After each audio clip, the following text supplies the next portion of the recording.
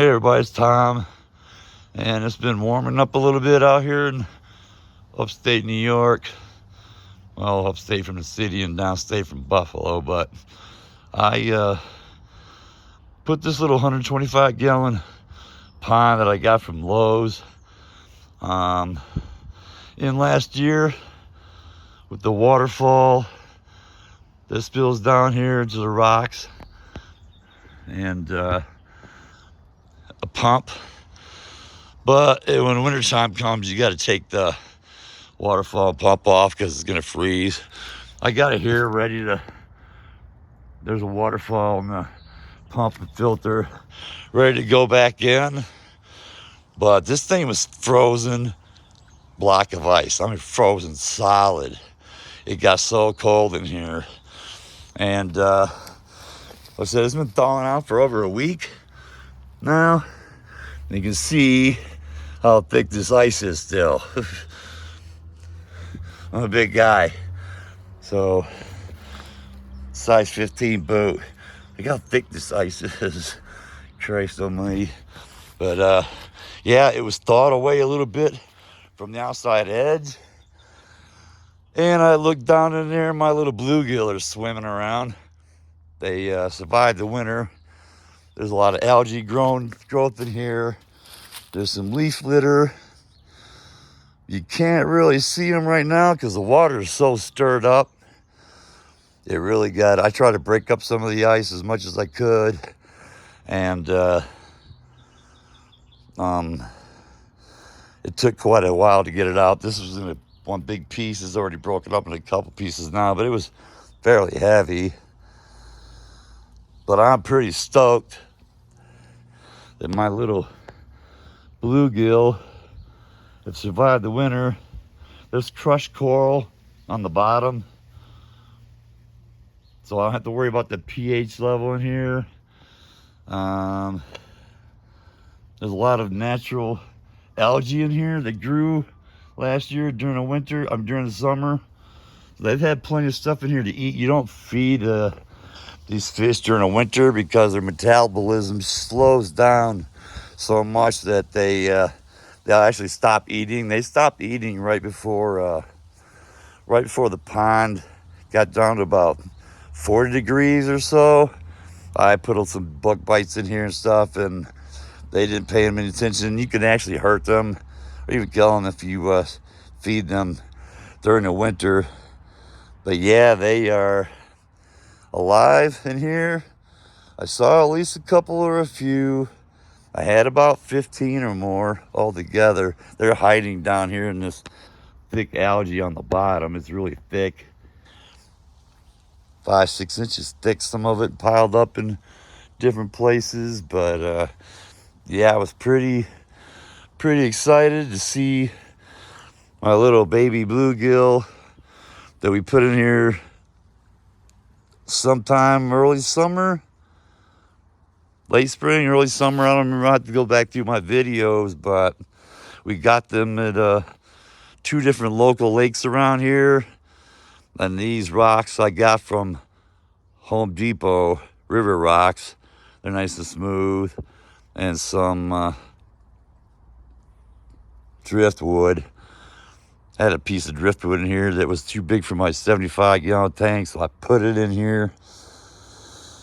And some maple leaves and oak leaves will fall in here. And I did some little father fish thing and put some resurrection jars that I collected from quite a few different local ponds. I emptied those 1-gallon resurrection jars into my pond here to bring the food web, natural food web from the local ponds and stuff into my tank. If you've never seen Father Fish's videos on how to establish a natural food web in your aquarium, you might want to check that out. And I'd say I owe him some thanks for that, because I'm sure there's stuff in there, sea shrimp, hydra. I mean, I know there's all kinds of stuff inside there. I've got some videos, microscope videos that I took of the father fish resurrection jars, and I had 10 of them from different ponds and lakes and one river around here, all from different areas. And I had them outside. I took some videos of them and some videos of the microscope of the jar on the jars, and then I put all 10 father fish resurrection jars into a 10-gallon aquarium, and I took quite a few videos using a handheld microscope.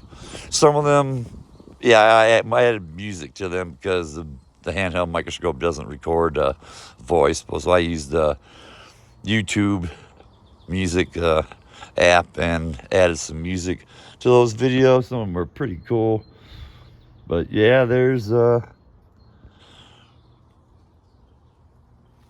definitely a lot of the food web in here. I mean, one jar could literally hold hundreds of thousands of seed shrimp and all kinds of things. So shout out to Father Fish. I got the natural food web established in here. My bluegill are alive and thriving. They survived a very cold New York winter. We're still not out of it. It's still fairly cold out. I'm ready to start planting flower seeds and stuff, put up a greenhouse. I can't wait. I'm an outdoor person and a gardener, but there it is. My 125-gallon Lowe's backdoor pond, and the pump and the spillway waterfall spillway that sits up here and empties down into the pond after it's filtered. The water's pulled and filtered out of here. It's a great setup. Hardly costs me anything on electricity, and keeps the pond nice and clean. And I can't wait to get it back in. Well, you know, it might still freeze here, and because we're still not over with. We've had some days up in the high 40s, one day around 50. Some more cold days here for a few days, and then it's supposed to start warming up. But like I said, I'm really happy and excited to see all my little goldfish. I gotta get some sun on me, Jesus. I'm half Shoshone and Scottish, like inside all winter. I hate it. But yeah, my fish have made it. I saw at least a couple to a few up here on the side where the ice had melted away. They were clear as day, swimming around. And I've got the ice off of here now, so maybe the water can start warming up. I've got a black construction garbage bag that I can cut it open. It's big enough to stretch over the pond here, and I can secure it with some rocks.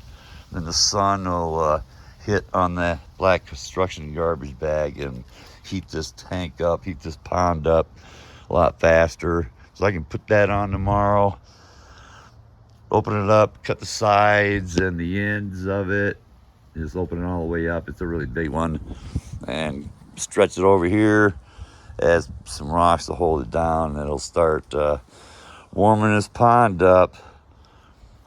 I had a couple of leopard frogs moved into it. I don't know where they came from.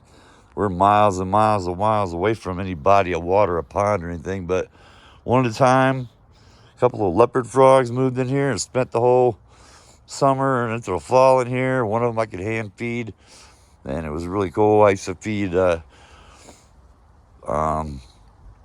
waxworms and all the stuff I get for them at Petco, crickets and bugs I'd find here, and a 5-gallon bucket full of water that had mosquito larvae in it all the time. I just came out here with my fish net and scooped up mosquito larvae out of it and threw it in here, and they would just go crazy over it. So I had free live food for them. It's like brine shrimp. Mosquito larvae is free mosquito larva factory out here. Actually, here's the 2 buckets grow mosquito larvae all, and I have a tarp, a cloth over top, so they're not producing mosquitoes. It's just the baby larvae. Toss them in here nearly every day. Feed the fish. And worms that I get from out here under the leaves, under the rocks. They love those. And some tubiflex worms now and then.